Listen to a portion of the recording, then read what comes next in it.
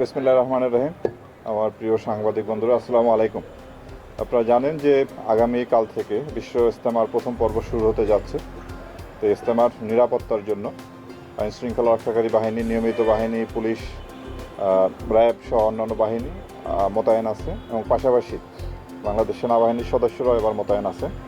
তা আমরা নিরাপত্তার জন্য, সার্বিক নিরাপত্তার জন্য র্যাবের আপনার ফুট পেট্রোল, গাড়ির টহল এবং মোটরসাইকেল টহল, স্ট্যাটিক ফোর্স, রিজার্ভ ফোর্স এবং আমরা ড্রোন ব্যবহার করতেছি এবং সিসিটিভি প্রায় 120টার উপরে সিসিটিভি বিভিন্ন গুরুত্বপূর্ণ পয়েন্টে মোতায়েন আছে এবং আমাদের কন্ট্রোল রুম থেকে এগুলি নিয়মিত মনিটর করা হবে।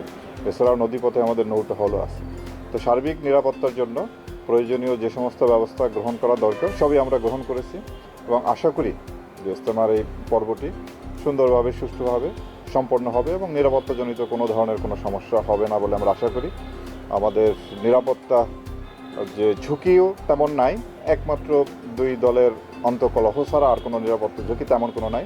আমরা আশা করি সুন্দরভাবে এই অনুষ্ঠানটি সম্পন্ন করতে সক্ষম হব। তো আমি যারা ইজতেমায় আসবেন তাদের সবাইকে স্বাস্থ্যের দিকে লক্ষ্য রাখার জন্য অনুরোধ করব।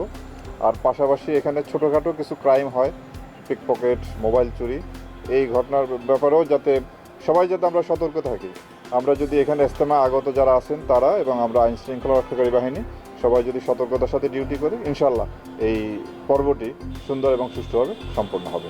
আপনাদের সকলকে